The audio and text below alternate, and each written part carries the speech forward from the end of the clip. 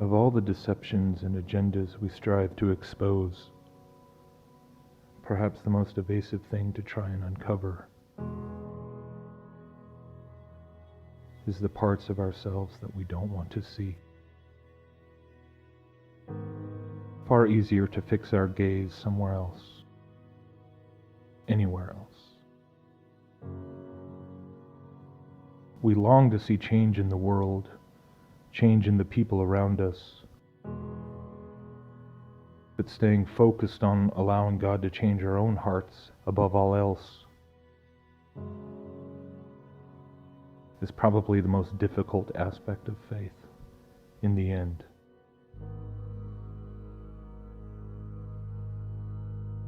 At least that has proven true in my own life.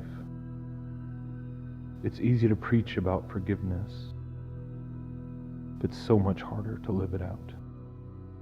To let go of all the ways that you've been wounded by others. To have joy in the fact that your sin was paid for at the cross, even while many of the earthly consequences of that sin might still remain.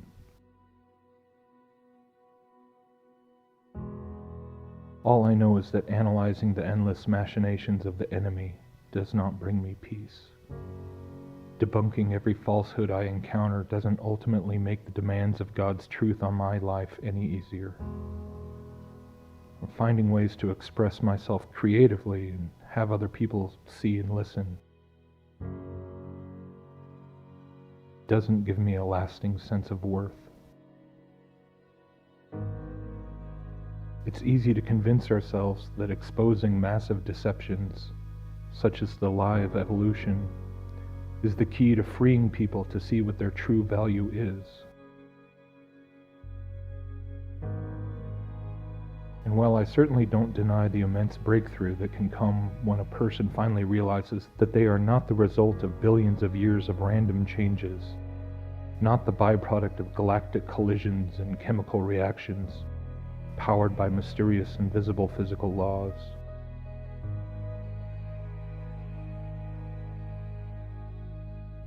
But even after you step into the arena of confessing that there has to be some kind of God, some kind of creator, the questions of meaning and worth and purpose become almost more difficult than when you believe there was nothing but a cold, impersonal universe staring back at you.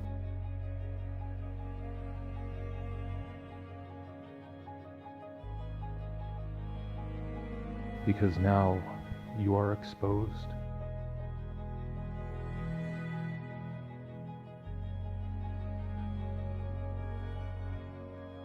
Regardless of what the true realities about the cosmos and creation may be, regardless of all the questions about the shape of the earth or the mechanics of the heavens or what the building blocks of reality might be,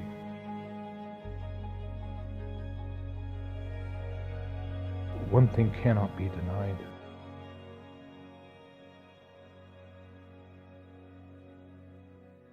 We all live in a realm where the deepest corners of our hearts and every thought and action we've made in our entire lives is naked before God. It is such a simple truth, but perhaps one of the most difficult to live in on a consistent basis. Because it's either gloriously beautiful or horrifically terrifying, depending on where your heart is in that particular moment.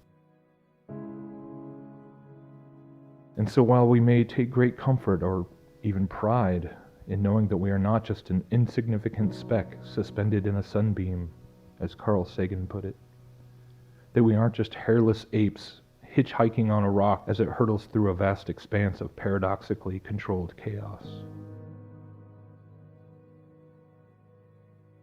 trying to find our own meaning in a meaningless universe.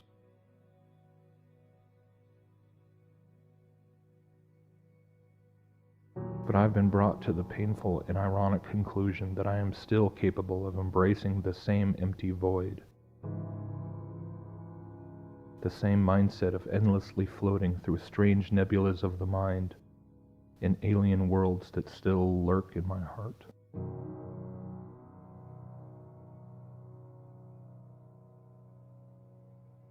This fallen world and all the lies it contains is itself an unfathomably vast universe of media to filter, evidence to weigh, narratives to unravel.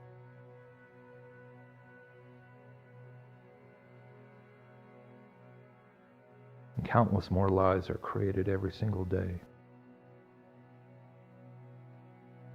Is it better to tumble down rabbit holes instead of tumbling through empty space? Do I still try to find ways to hide from God, even if I know the firmament is some kind of ceiling and not a directionless pit? Do I really find my worth in Him and Him alone, in the face of all my circumstances, in the sting of all my failures? Do I live a life being exposed before Him, caring more about the value only He can give me than all the things I cannot control or understand?